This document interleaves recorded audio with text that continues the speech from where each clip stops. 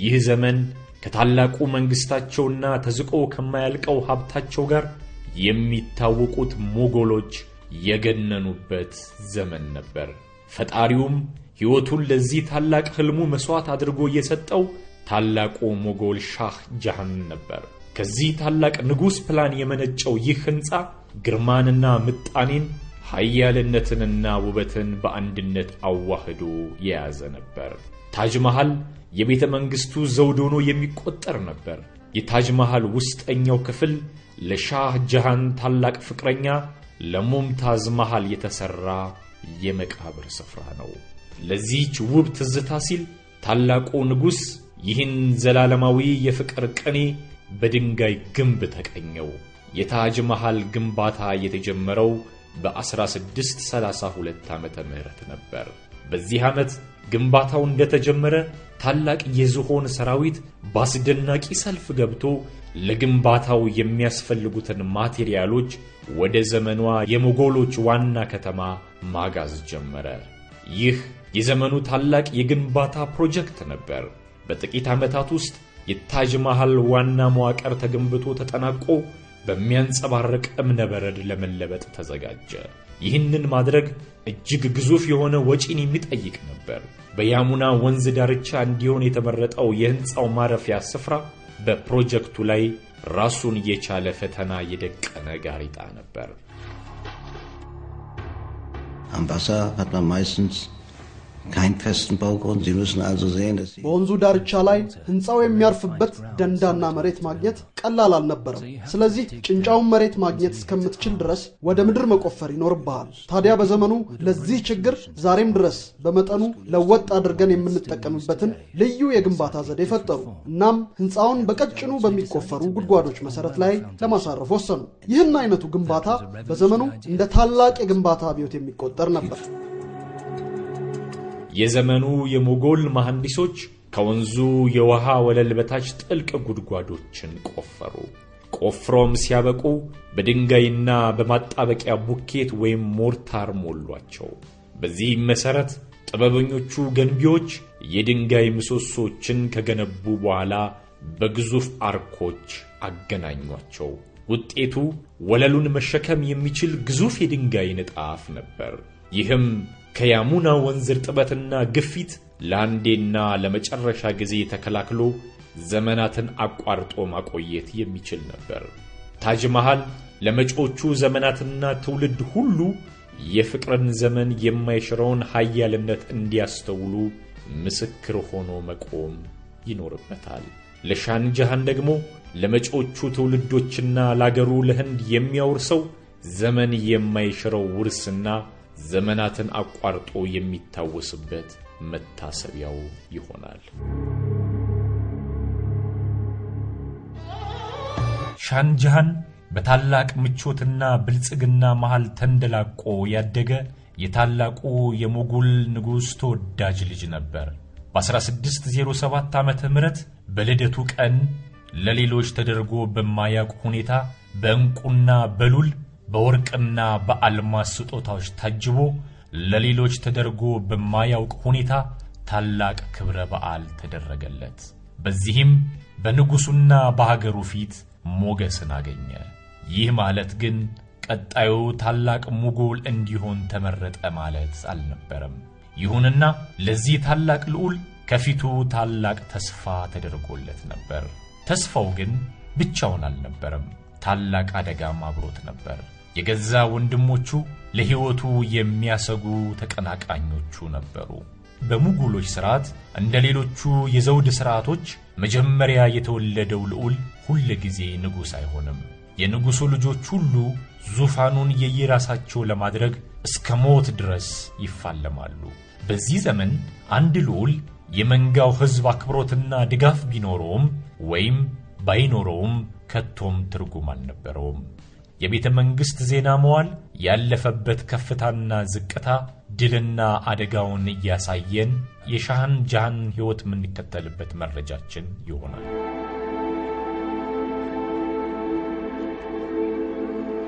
ጥቂት ቆይቶ ልዑሉ ለቤተ መንግሥቱ ፖለቲካ ሲባል በተዘጋጀ ጋብቻ እንደርሱ ገና ያልደረሰች ሕፃን ሙሽራ ተዳረ።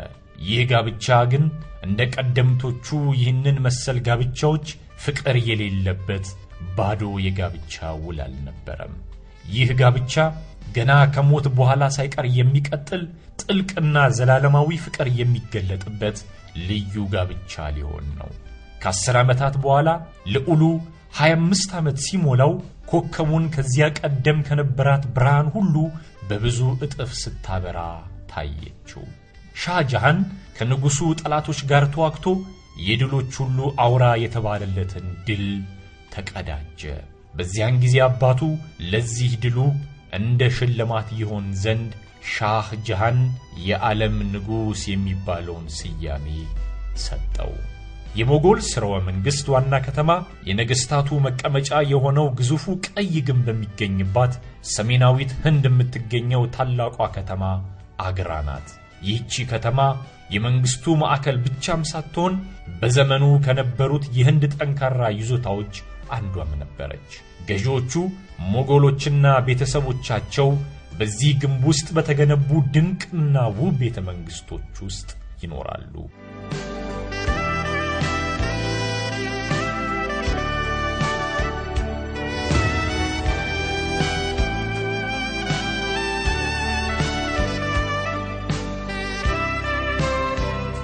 የንጉሱ ተወዳጅና ልዩ ፍቅር የልጅነት ፍቅረኛው ሙምታዝ መሃል ነበረች።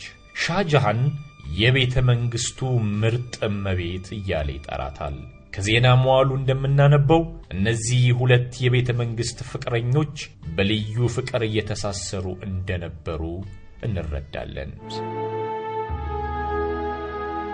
The impression which one gathers is that እዚህ ላይ አንድ የነዚህን ፍቅረኞች ታሪክ በትኩረት የተከታተለ ሰው የሚረዳው አንድ ነገር በእነዚህ በሁለቱ መሃል በዘመኑ ባህል የማይታወቅ ግላዊ ፍቅር እንደነበረ ነው። ይህ ግንኙነት በምዕራባዊ አጠራሩ ሮማንስ የሚባለው አይነት ማለት ነው። ብዙውን ጊዜ በእኛ ባህል አንጻር ሲታይ በወንድና በሴት መሃል ያለው ፍቅር ጽንሰ ሐሳብ ራሱ አውሮፓዊ ጽንሰ ሐሳብ ነው። በምስራቃዊው ዓለም ግን የፍቅር ስሜት ያለ ሰው ለሰው በሆነ ግንኙነት ውስጥ አይደለም። ለአማልክቶች ፍቅር ሊኖርህ ይችላል፣ ወይም ደግሞ ለምታመልካቸው ጣዖቶች፣ ለአባት የሚኖር ለእምነት ተቋማት፣ ለሃይማኖትህ መንፈሳዊ ፍቅር ሊኖርህ ይችላል። ይህ ሁሉ ግን አውሮፓውያኑ እንደሚሉት ያለ በሁለት ተቃራኒ ጾታዎች መካከል የሚፈጠረውን ሮማንቲክ የሚባለውን ፍቅር በፍጹም የተለየ ነው። እዚህ ላይ ግን ከዚህ ቀደም ታይቶ በማያውቅ ሁኔታ የዚህ አይነቱ ፍቅር ሲፈጠር ታያለ።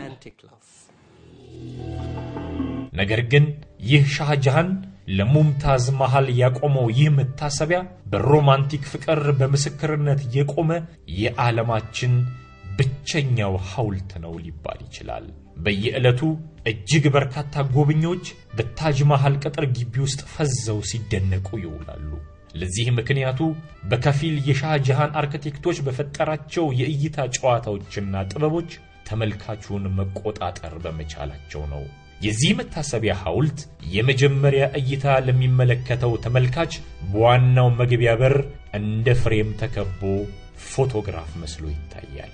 ተመልካቹ በተጠጋው ቁጥር ደግሞ ታጅ መሃል እየራቀና እያነሰ የሚሄድ ይመስላል። ተመልካቹ ወደ ኋላ እየራቀ በሄደ ቁጥር ደግሞ ሕንጻው እያደገ የሚሄድ ይመስላል። በዚህ ስፍራ ያሉ አስጎብኚዎች ተመልካች ሆነው ሲጎበኙ ቆይተው ወደ ቤቱ ሲሄዱ ታጅ መሃልን በልቦ ይዘው ይሄዳሉ የሚል አባባል አላቸው።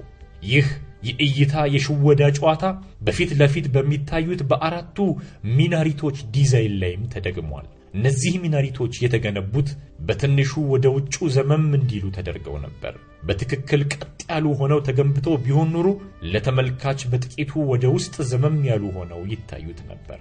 አራቱም አንዳቸው ካንዳቸው ለመራቅ እንደፈለጉ ሁሉ ወደ ውጭ ዘመም ብለው በመገንባታቸው ምክንያት ከርቀት ሲመለከቷቸው በትክክል ቀጥ ብለው የቆሙ ሆነው ይታያሉ። ይህ የግንባታ ጥበብ ከእይታ ውበት በተጨማሪ ሌላ ጠቀሜታም አለው። ድንገት መሬት መንቀጥቀጥ ቢከሰት አራቱ ሚናራቶች ታጁንና ውቡን ዶም ሳይነኩ ራሳቸውን ችለው ግራና ቀኝ ወደ ውጭ ይወድቃሉ። ይህ ባለጉልላት የጣሪያ ክዳን የታጅ መሃል ዘውዱና ሞገሱ ነው። ታጅ መሃልን ጊዜ የማይሽረው ግርማን የሚያጎናጽፈው ውበቱ እርሱ ነው። Heute haben wir Today we have ዛሬ ብዙ አማራጮች አሉ። እንዲህ ያለውን ዶም ለመገንባት ግዙፍ የብረት ድጋፍ ፍርግርጎችን መጠቀም እንችላለን። ችግሮቻችንን የሚፈቱልን ብዙ የማቴሪያል አማራጮች አሉ። እነሱ ግን ችግሮቻቸውን ሁሉ በድንጋይ ብቻ መፍታት ነበረባቸው። ይህን ዶም ለመገንባት እያንዳንዷን ድንጋይ እየጠረቡ በመገንባትና አንዱም በቀዳሚው ላይ በሚገነባ የግንብ ቀለበት ከስር ተነስተው እስከ መደምደሚያው ጫፍ መዝለቅ ነበረባቸው። ዶሙ ወደ ላይ ከፍ ያለው በንጣፍ ላይ ንጣፍ ተደራርቦ ነው። በድንጋዮቹ መሃል ያለው ማጣበቂያ ሞርታር ተከታዩ ንጣፍ እስኪገነባ ቀዳሚውን በስፍራው ያቆየዋል። ውጤቱ አንዳችም ምሰሶ ሳይደግፈው ራሱን ችሎ የሚቆም ዶም ወይም ግማሽ ክብ የጣሪያ ልባስ ነበር። የዶሙ ክብደት በቀጥታ ከስሩ ወዳሉት ግንብ ይተላለፋል። ዶሙ 40 ሜትር ቁመት ሲኖረው 4 ሜትር ውፍረትም አለው። ከእብነ በረዱ ግድግዳ በላይ በአየር ላይ የተንሳፈፈ መስሎ ሲታይ ዛሬም ድረስ በምህንድስና ስሌቱ ጥበብና ረቂቅነት በመሐንዲሶች እንደተደነቀ አለ። እነሆ ለ350 ዓመታት ይህ ዶም የሞጎል አርኪቴክቸር የመጨረሻ መገለጫ ሆኖ ይኖራል። 1621 የሞጎል ስርወ መንግስት ከአንድ ወሳኝ የታሪክ ምዕራፍ ላይ ደርሷል። ንጉሱ የሻህ ጃሃን አባት ባስፈሪ ሁኔታ ታመሙ። ልጆቹ የሚፈጠረውን የስልጣን ክፍተት በፍጥነት ለመሸፈን በዙፋኑ ዙሪያ እያንጀበቡ ነው። አሁን ሻህ ጃሃን ጊዜው እንደደረሰ ተረድቶታል። በመጨረሻ ታላቁ የሞጎል ንጉስ ሕይወት ስታልፍ ሻህ ጃሃን ተቀናቃኝ ወንድሞቹን በኢላማ ውስጥ ማስገባት ነበረበት። ከፍልሚያ ውጤት በኋላ የሚገኘው ሽልማት እንዲህ ታላቅ በሚሆንበት ጊዜ የወንድማማችነት ፍቅር ትርጉም የሌለው ከንቱ ነገር ሆኖ ይቆጠራል። There was a notion of በርግጥ ስለ ቤተሰብ ማሰብ የሚባል ነበር። የቤተሰባዊ ፍቅርም ጉዳይ እንዲሁ።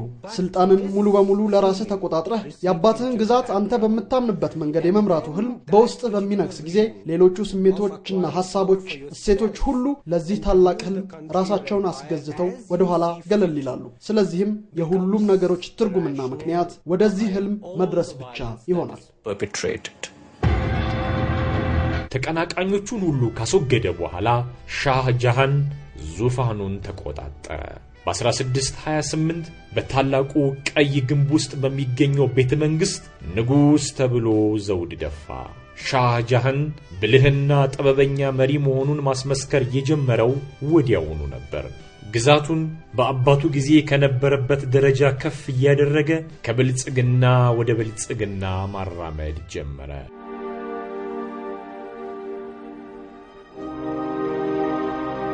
የተወደዳችሁ ተመልካቾቻችን አሁን ሻህ ጃሃን ተቀናቃኞቹን ሁሉ አስወግዶ ስልጣኑን ተቆጣጥሯል። ከዚህ በኋላስ ምን ይሆናል? በውቧ ሙምታዝ መሃልና በሻህ ጃሃን መካከል የተወለደው ልዩ ግንኙነትስ ወዴት ያመራል? የዚህን ውብ የአርኪቴክቸር ጥበብ ተከታይ ክፍል በሚቀጥለው ሳምንት እናቀርብላችኋለን። እስከዚያው ድረስ ሳምንቱን በምንወዳት ሀገራችን የግንባታ ተስፋና ተአምር የምንሰማበት እንዲሆን እየተመኘን ለዛሬው እንሰናበታችኋለን። ሰላም።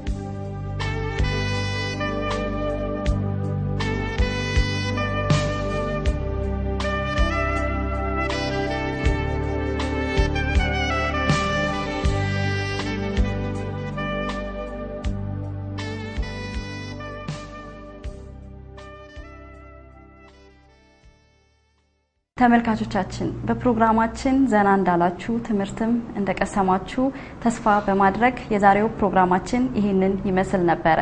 ከፕሮግራሙ ጋር አብሬያችሁ የነበርኩት ሰናይት ሰይፉ ነኝ። እስከ ሳምንት መልካም ቆይታ።